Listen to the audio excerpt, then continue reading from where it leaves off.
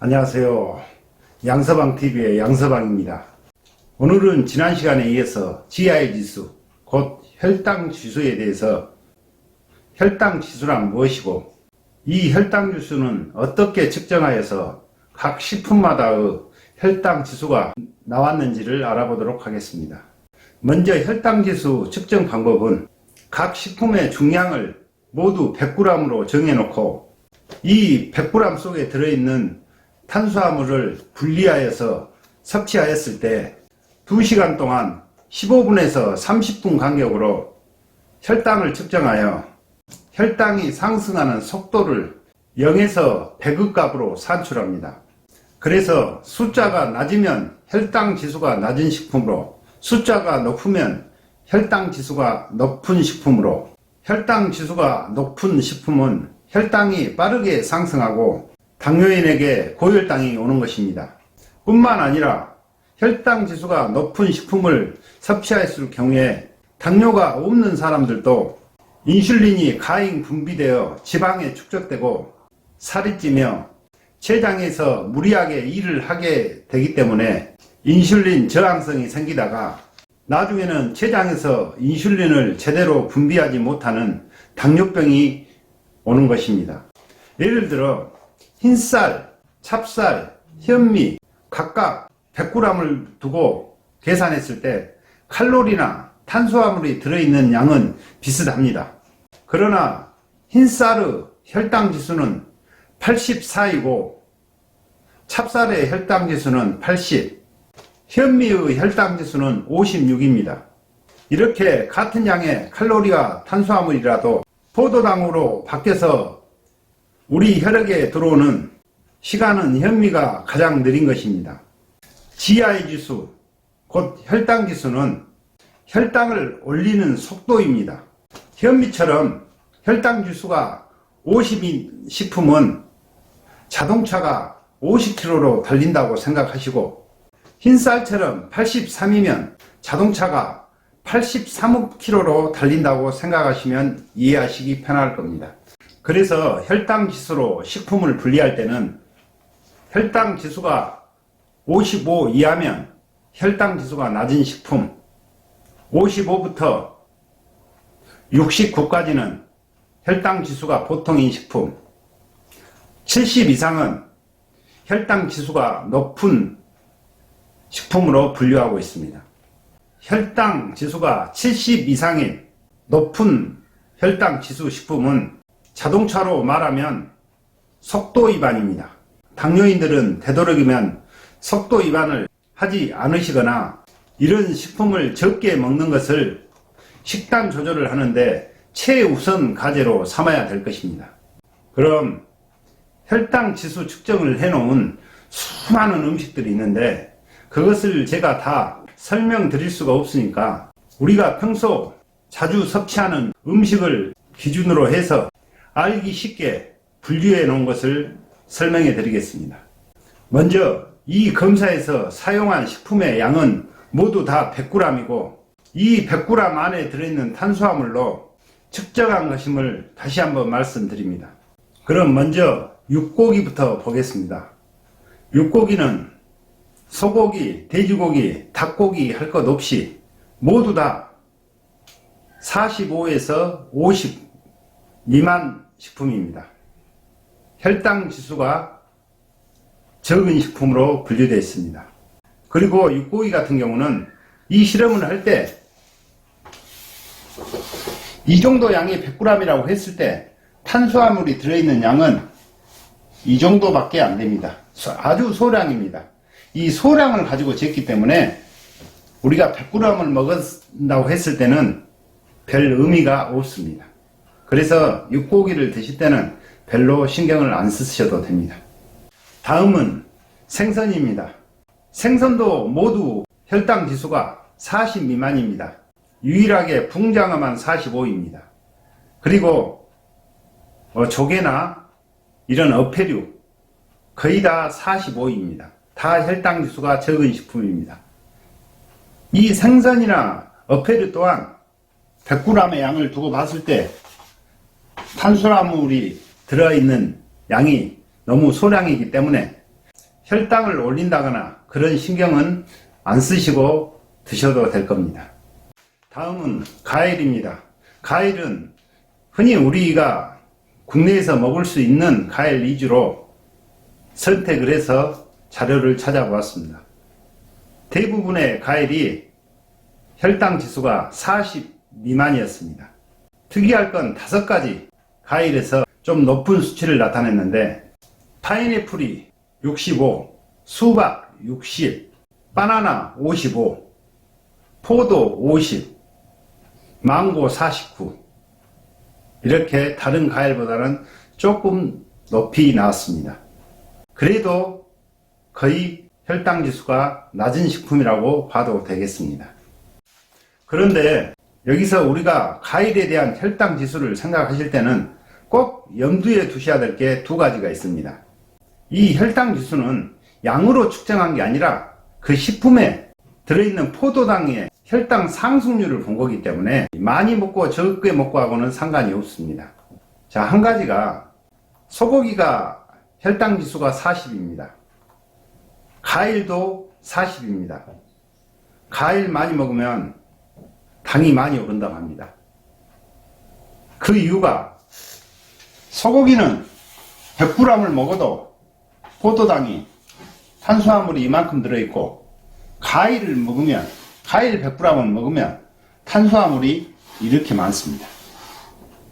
올라가는 속도는 40이지만은 혈당 지수가 작은 식품이지만은 100g 중에 거의 대부분이 탄수화물입니다. 그래서 다 포도당으로 바뀝니다.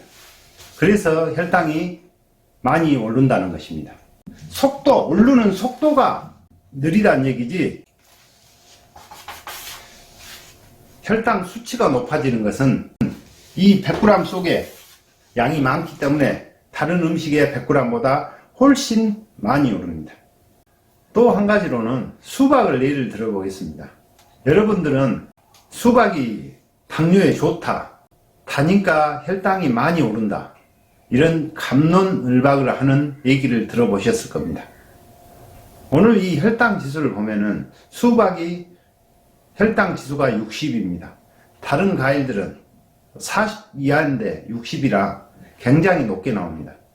그러나 중요한 것은 수박에 있는 탄수화물 자체가 혈당을 빨리 올리는 속도가 빠르다는 거지 탄수화물이 많다는 건 아닙니다.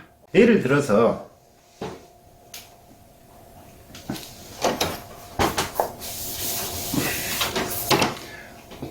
(100g의) 복숭아가 있고 100g의 수박이 있습니다. 이 수박 속에 있는 탄수화물은 이만큼밖에 안 됩니다. 그러나 복숭아에 있는 탄수화물은 이렇게 많습니다. 그래서 수박은 우리가 평균 한 끼에 먹는 두세 조각 100g이나 120g 정도 먹으면 혈당에 별 관계가 없습니다. 그러나 복숭아는 어떻겠습니까? 수박의 몇 배죠? 혈당이 엄청 오릅니다. 빨리 오르는 것은 수박인데, 수박은 빨리 올라봐야 미세한 양이고, 수박은 100g을 먹고 30분 만에 혈당 수치가 150이었다면 복숭아는 100g을 먹었을 때 30분에 150이 아니라 1시간 정도 지나야 혈당이 오르는데, 수박은 이만큼 먹고 150인데 복숭아는 이렇게 많이 먹었기 때문에 300 이렇게 나오는 것입니다. 그래서 이런 혈당 지수가 좀 현실하고 거리가 멀다. 그래서 혈당 부하 지수를 제가 앞전 시간에 현실적이고 용이하다고 했습니다.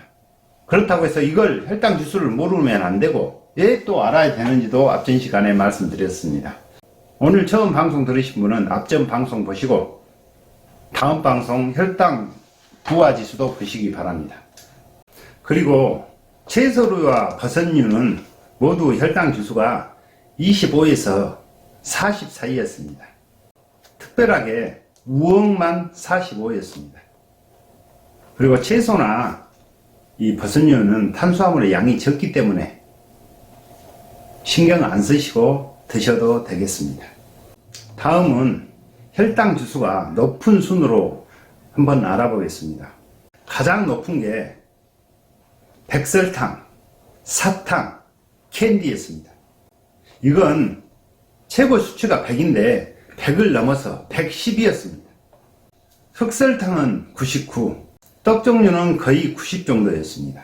오방떡만 98 정도 나왔습니다. 저는 오방떡을 안 먹어봐서 뭔지 모르겠습니다. 초콜릿은 90 정도 됩니다. 그리고 우리가 먹는 케이크는 다 80 정도입니다. 다 혈당 지수가 높은 식품입니다. 치즈나 요구르트, 콜라, 천연 오렌지 주스, 스포츠 음료 이런 건 모두 다 45 미만이었습니다.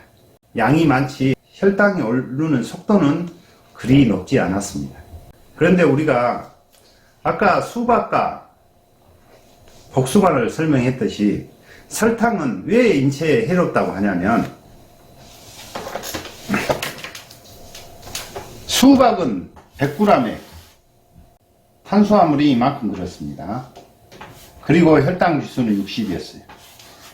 설탕, 캔디 이런 것은 100g을 먹으면 99%가 다 탄수화물입니다. 그리고 혈당 올라가는 상승률도 110입니다. 혈당 지수도 110이고 수박은 100g을 먹어도 탄수화물이 이만큼밖에 없어요. 올라가는 속도는 빨라도 당은 얼마 안 오릅니다. 그런데 설탕은 100g 다 탄수화물이라고 생각하시면 됩니다. 그럼 당도 빨리 오를 뿐더러 양이 많으니까 혈당도 높겠습니까? 그럼 양도 많지 속도도 빠르지 최단시간에 최고의 혈당을 올리는 게 설탕, 캔디, 사탕입니다. 꼭 이것뿐만이 아니라 아까 얘기했던 90 이상의 식품들은 설탕과 관련된 것 꿀도 90입니다. 꿀은 한 80%가 탄수화물이고 20%는 거의 수분으로 보시면 됩니다. 기타 영양분은 다 0.몇 프로, 0.00 몇 프로 그러니까 별로 의미 없고요. 저희가 지금 하는 건 탄수화물인데 80%가 한 80%가 다 탄수화물입니다. 올라가는 속도도 90이고 꿀도 절대 많이 드시면 안 됩니다.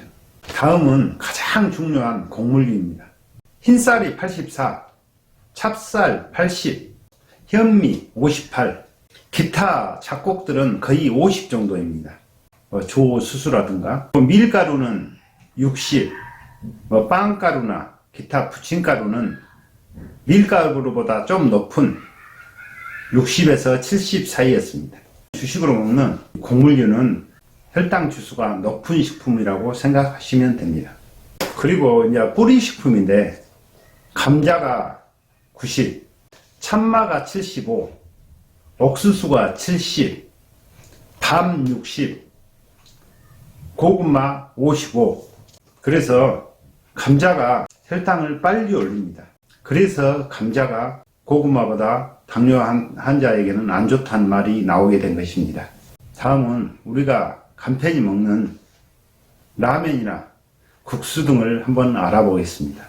우동은 85 나옵니다. 라면은 75 나옵니다. 스파게티는 65 나옵니다. 메밀국수는 32 나옵니다.